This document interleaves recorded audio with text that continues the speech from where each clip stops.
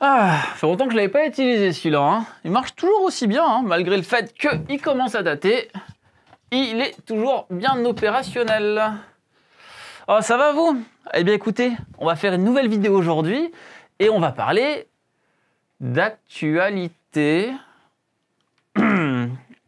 Alors, salut, c'est Léo de la chaîne TechMaker et aujourd'hui, eh bien, on va parler de l'incendie qui a eu lieu dans la nuit du mardi 9 au mercredi 10 mars 2021. Pour comprendre ce qu'il s'est passé, les répercussions que ça implique et ce que tout ça peut nous apprendre pour la suite afin de ne pas refaire les mêmes erreurs. Et si vous ne savez pas ce qu'est OVH ou que vous n'avez rien compris à tout ça, eh bien, vous allez vite comprendre que ce qu'il vient de se passer est un sacré drame français. Lors de cette fameuse nuit, à minuit 47 précisément, un incendie s'est déclaré à Strasbourg dans nul autre que le SBG2, un des 4 data centers d'OVH. À 4h09, soit seulement 3 heures plus tard, le site était complètement détruit, ruinant, vous allez le voir, des dizaines d'années de travail pour certains. Alors pas de panique, aucune victime physique dans cet incendie, que ce soit grave ou légère. Les pompiers sont rapidement intervenus et les bâtiments voisins, qui pour certains étaient d'ailleurs assez à risque, eh bien n'ont pas été touchés par cet incendie. Mais que s'est-il passé pour que ça arrive? Eh bien pour le moment, compliqué de le savoir, mais les répercussions existent tout de même déjà bel et bien et se font évidemment ressentir. Et quelles sont-elles ces fameuses répercussions?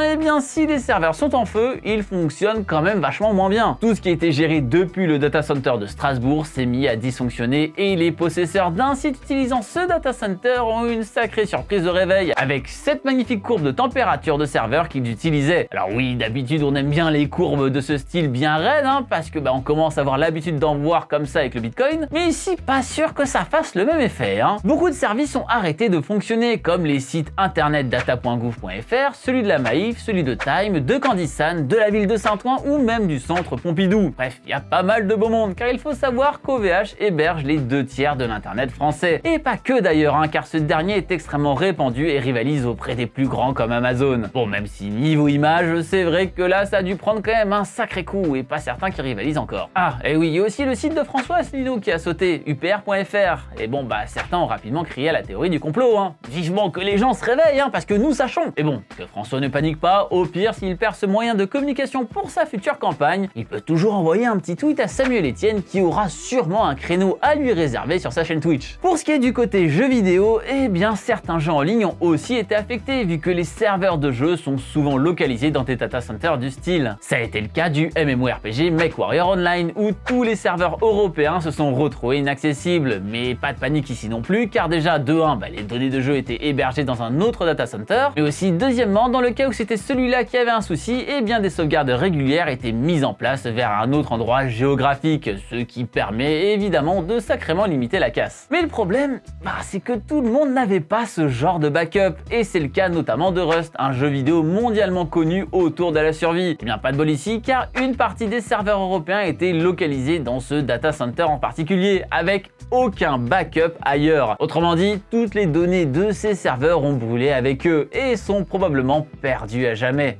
Coup dur pour un jeu de survie qui n'arrive pas à survivre. Alors Facepunch, le développeur du jeu, a rapidement remis des serveurs européens en place dès l'après-midi, mais sans toutes les données des anciens joueurs. Et c'est aussi le cas de certains sites internet. Alors compliqué pour le moment, hein, de faire le compte des dégâts, mais on imagine que Rust ne sont pas les seuls à avoir tout perdu là-dedans. Car si même des grosses boîtes comme Facepunch n'ont pas de système de backup, eh bien on se doute bien que des plus petites, voire des amateurs passionnés n'en ont absolument pas non plus. Mais du coup, est-ce que ce n'est pas OVH qui devrait assurer la sécurité des données stockées sur leur serveur? Eh bien ils le font, mais pas forcément en fait. Pour faire simple, certaines offres incluent de la sauvegarde, d'autres non. Imaginez que votre service nécessite 1 Teraoctet de stockage, c'est bête à dire, mais si vous voulez avoir des backups, eh bien il faudra vous allouer au moins le double de ce volume en stockage. Et une sauvegarde locale peut éviter les problèmes team panne de disque dur, mais si on veut être protégé du genre d'incident qui a eu lieu aujourd'hui, alors ce qu'il faut c'est une sauvegarde délocalisée. Et ça, ça augmente encore les coûts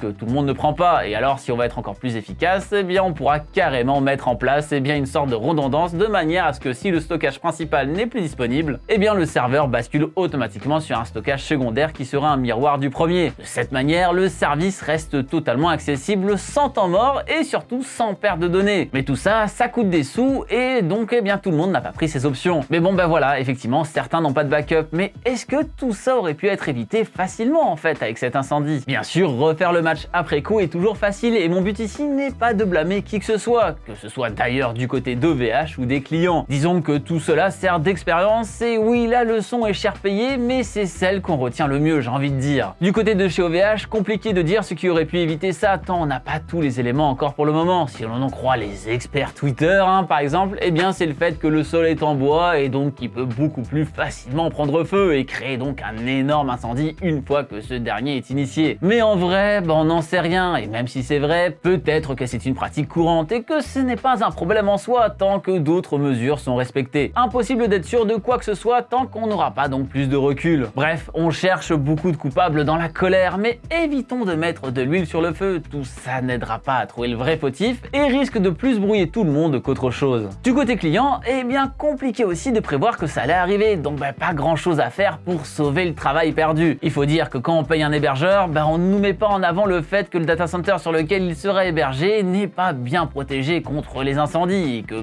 si un incident a lieu, on pourrait tout perdre sans retour en arrière possible. Disons que c'est pas le genre de discours que les commerciaux nous tiennent en tout cas, et je me demande bien pourquoi. Mais du coup, la solution est ailleurs, en faisant des backups. On se dit toujours, bon, on le fera demain, il n'y a pas le feu. Mais bon, si, en fait, c'est toujours un peu pénible à faire. On remet ça plus tard, on se croit à l'abri, mais le jour où on en a besoin, eh bien on en a réellement besoin. Que ce soit avec juste une copie de temps en temps sur un disque dur, avec un système de RAID 1 ou de RAID 5 pour permettre de faire une copie systématique, ou encore plus vénère avec l'utilisation de différents services de manière à sauvegarder nos données aux quatre coins du monde. Le nombre de solutions de backup est dément et ce serait bête de ne pas en profiter, tout ça pour espérer faire quelques économies. Car oui, acheter un disque dur, ça coûte un peu de sous, mais perdre tout son travail, eh bien c'est complètement inestimable. On le voit bien avec ce qui est arrivé ici, ceux qui avaient des backups ont juste passé un sale quart d'heure, les autres vont s'en mordre les doigts pendant bien plus longtemps. Ce qu'il faut retenir de tout ça, c'est que le cloud, c'est pas vraiment dans les nuages, on est juste là à stocker nos fichiers sur un serveur distant qui se trouve physiquement quelque part aussi. Et il est bon de le rappeler car beaucoup pensent que tout ce qui se trouve dans du cloud est totalement protégé et absolument safe, mais clairement pas et loin de la même, ça chauffe beaucoup dans ce genre d'endroit. Et donc, est-ce que cette histoire est terminée? Eh bien pas encore, vu que c'est tout récent, il va falloir attendre les résultats des différentes enquêtes afin de déterminer l'origine du feu, si elle est matérielle avec des serveurs défectueux ou bien même volontaire avec quelqu'un qui y aurait mis le feu. Oui, ça peut paraître farfelu, mais bon, faut jamais écarter des possibilités, on sait jamais. Il faudra aussi savoir pourquoi le feu a pris d'une telle ampleur, pourquoi il ne s'est pas retrouvé confiné, et est-ce que c'est dû à une négligence de la part d'OVH ou bien est-ce qu'ils étaient bien préparés mais n'ont juste pas eu de chance sur ce coup-là. Bon, on peut se dire que s'ils étaient bien préparés, tout ça n'aurait pas eu lieu, mais on ne peut pas dire ça tant que les résultats d'enquête n'ont pas encore abouti. Et d'ailleurs, fun fact, eh bien OVH a annoncé préparer son introduction en bourse le lundi 8 mars. Oui, un jour avant l'incendie. Alors je sais pas si c'est un mec qui voulait absolument éviter que cela arrive et qui s'est dit être le libérateur qui a fait ça, mais dans tous les cas, c'est sûr que l'entrée en bourse va devoir attendre un peu. Dommage car cette pépite française était valorisée à 1,2 milliard d'euros en 2016. Nul doute que la valeur aurait été encore plus folle il y a 3 jours. Car là, avec les dommages et intérêts que vont demander les différents clients, cette valeur risque de baisser car je pense que beaucoup sont déjà en train de consulter leurs avocats pour essayer de grappiller un petit peu d'argent chez eux, histoire de réparer le préjudice, même si de leur côté l'image de marque est aussi quand même sacrément détériorée. Je ne manquerai pas de vous en reparler s'il y a du nouveau dans le futur, que ce soit ici sur cette chaîne, s'il y a moyen d'en faire une vidéo, ou même sur Twitch à l'occasion de quelques émissions tech que j'aimerais y faire. Alors n'hésitez pas à venir y faire un tour. Mon pseudo là-bas c'est aussi Léo Techmaker, c'est plutôt pratique. En plus qui sait, moi aussi j'inviterai peut-être des futurs candidats à la présidentielle, genre Pollock. Mais vous alors, est-ce que vous avez été touché par cet incendie? Je veux dire, indirectement, j'imagine bien que vous n'étiez pas sur les lieux. Ou alors, si c'est le cas, j'ai peut-être une explication sur la disparition momentanée de mon lance-flamme. Mais voilà, j'espère en tout cas que cette vidéo vous aura un peu éclairci sur toute cette histoire pour chacun de vous. Si c'est le cas, le petit pouce bleu de l'amour juste en dessous pour me remercier, ça fait toujours plaisir et ça aide énormément la chaîne. N'hésitez pas non plus à partager cette vidéo à tous vos potes qui n'ont pas compris ce qui s'est passé hier, histoire qu'ils apprennent certaines choses. Et bien sûr, le plus important, si ce n'est pas déjà fait, abonnez-vous à la chaîne en cliquant sur le logo qui vient d'apparaître en haut à droite de votre écran, juste là. C'était Léo de la chaîne Techmaker et surtout, n'arrêtez jamais d'apprendre. Salut!